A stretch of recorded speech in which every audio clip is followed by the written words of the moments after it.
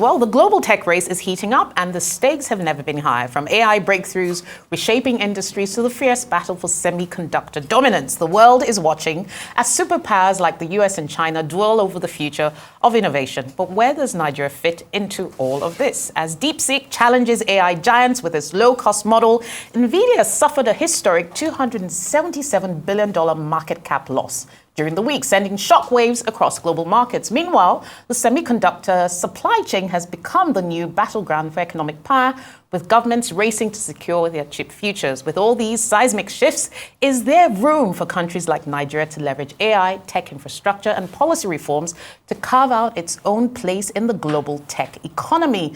Well, today I'm joined by two incredible experts to help me unpack this. Lawrence Amadi, a tech risk and assurance leader at KPMG Nigeria, brings deep expertise in governance, cybersecurity, and how business can navigate emerging tech risks. And Sam Immanuel, an edtech specialist, entrepreneur, and digital skills advocate who's empowering young Africans with critical software and AI capabilities to thrive in the modern digital economy. Good morning, gentlemen, and welcome to the show. Thank you, Rolake. Good Great morning. to have you. I was just joking with you about why we keep discussing this issue, but we can't ignore it. I'm just interested in what's in Nigeria for. What's in it for Nigeria? But maybe before we get started, I'll start with you, Sam. Really, what for you was the big highlight for tech in 2024?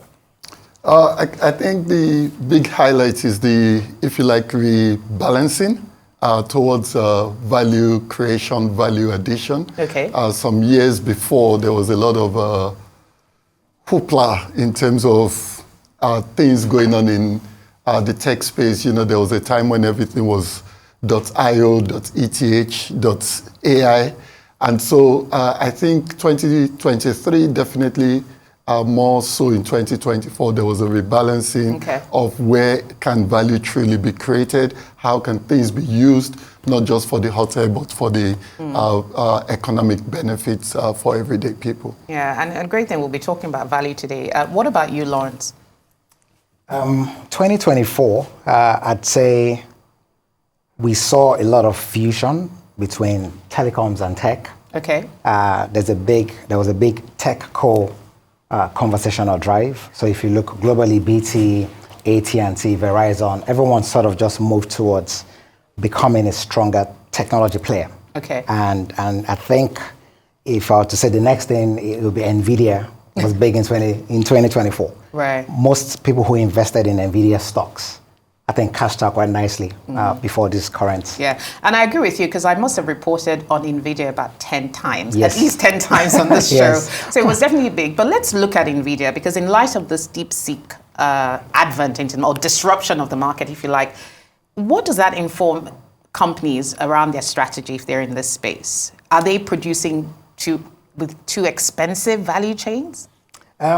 So if I look at the disruption China's brought, so this is AI disrupting AI, further.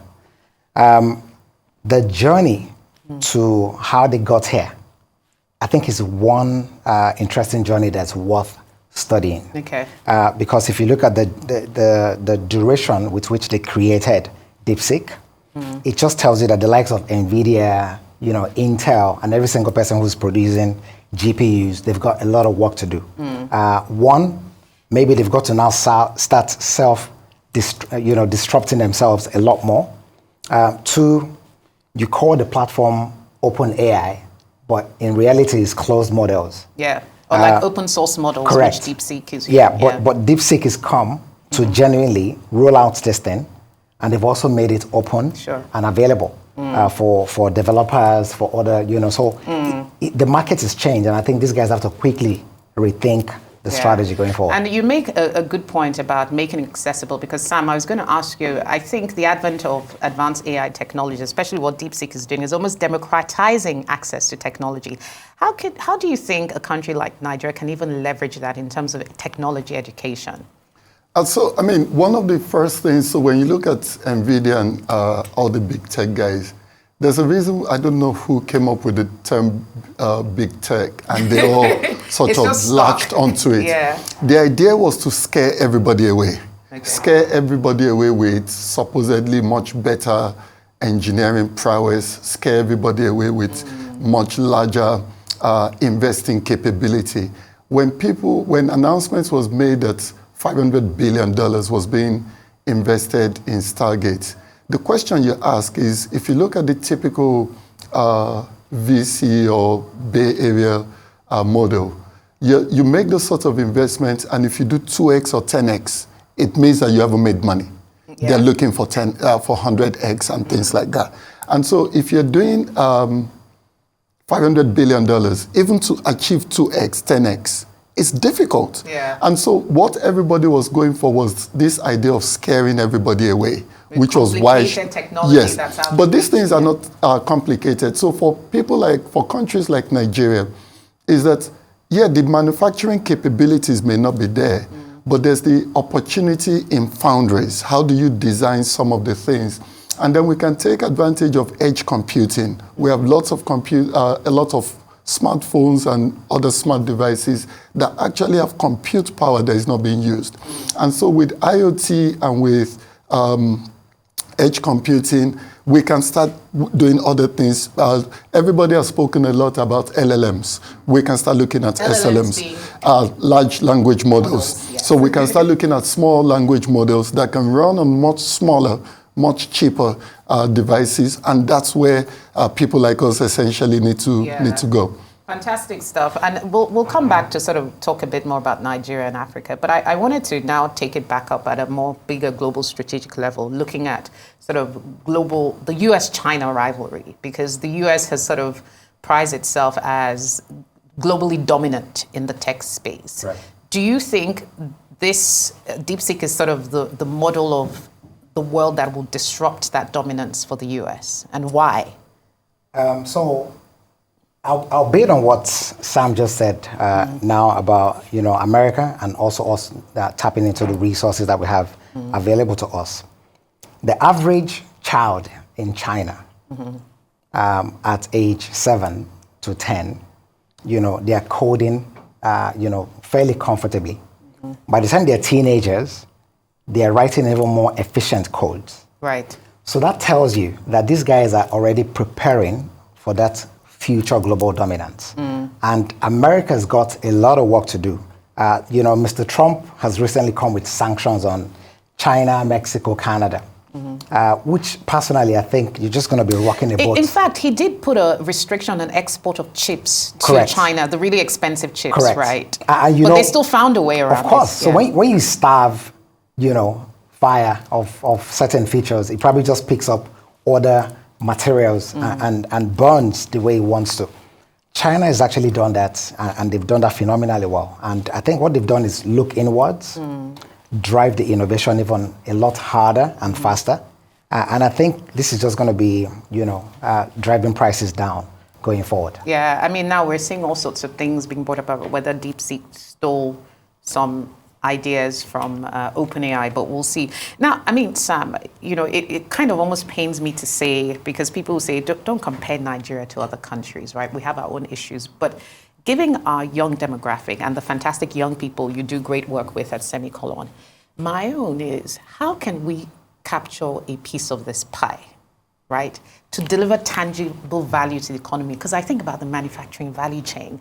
They're producing something. We have the manpower. We have the, what can we do to grab our own share of this global supply chain around artificial intelligence?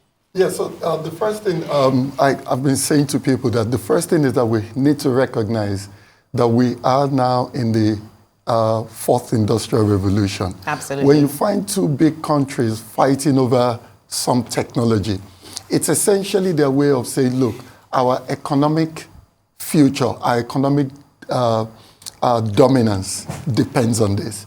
And so that fourth industrial revolution, underpinned by that digital economy, means that each and every country, regardless of how big or small you are, need to figure out how because every country must manage its own economy.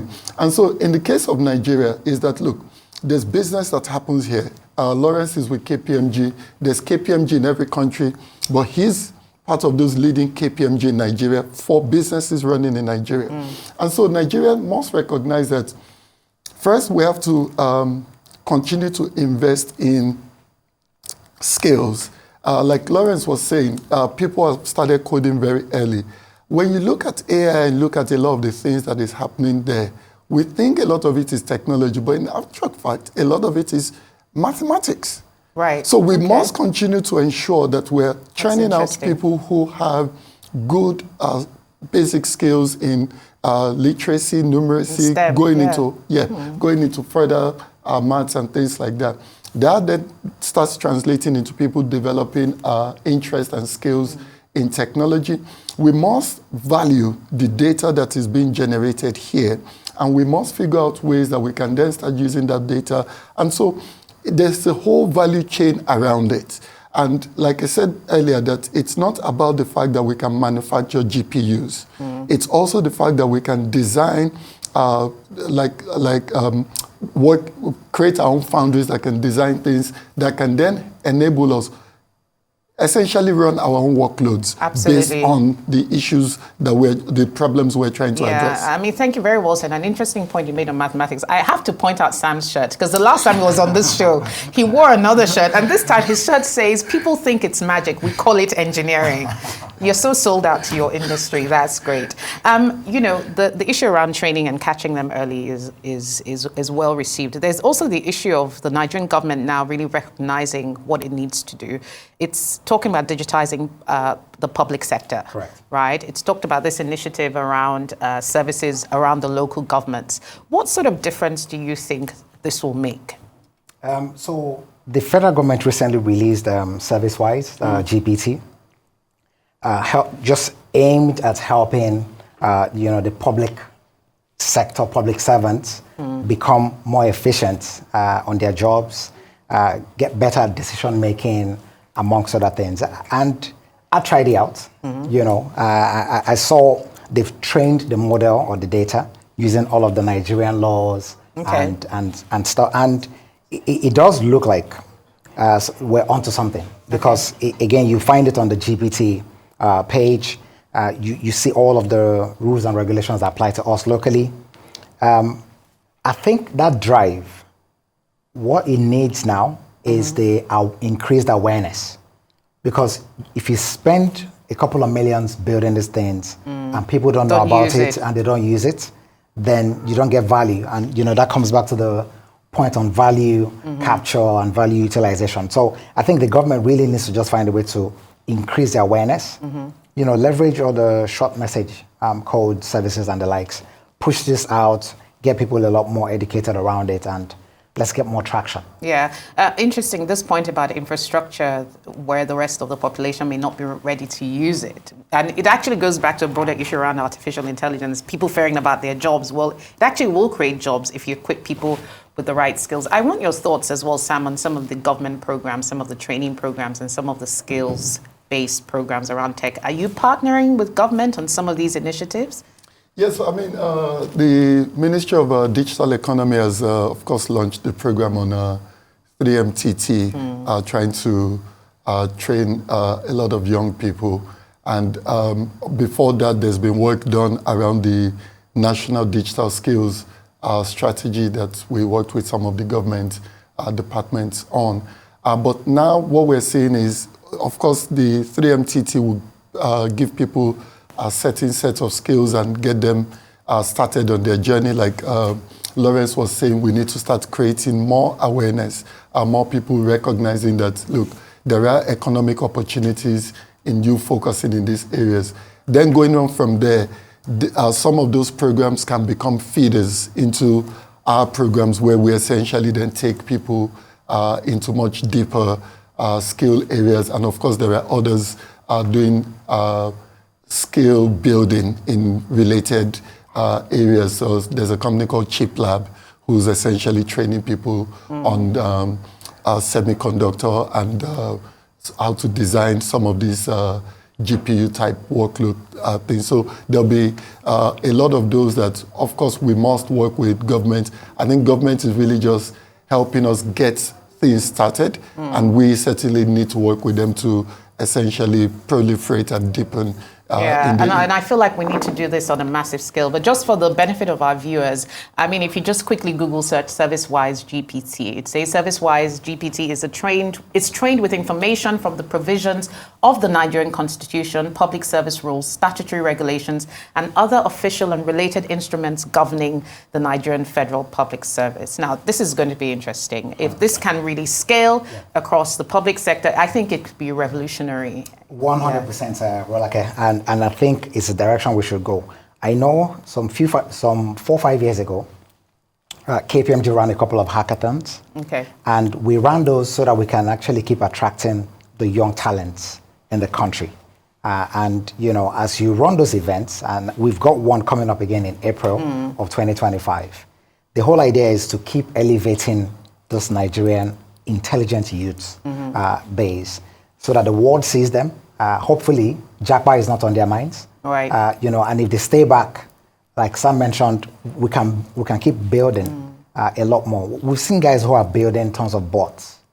These bots are predominantly desktop bots, but these bots are driving efficiencies for organizations. Right. We've also seen a few hackathons where these guys solve actual problems for companies, and they then get 6 months contracts to solve specific issues in those companies, and they make good money. Yeah. So I think the future is really bright.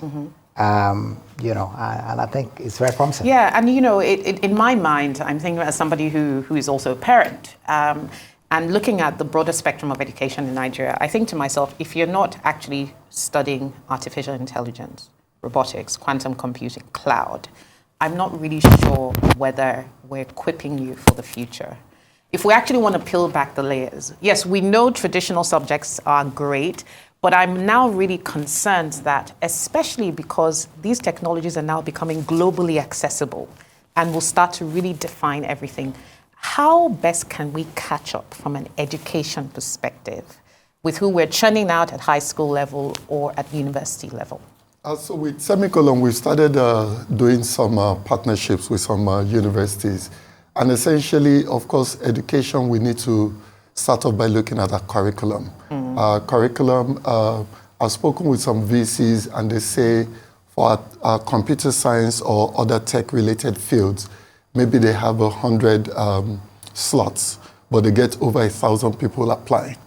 And it's difficult. Then you see areas like maybe chemical engineering, mathematics, and not enough applicants. And so I think one of the things that we need to do is recognize the fact that regardless of what disciplines people are going for, that we need to embed or integrate some elements of tech training into it.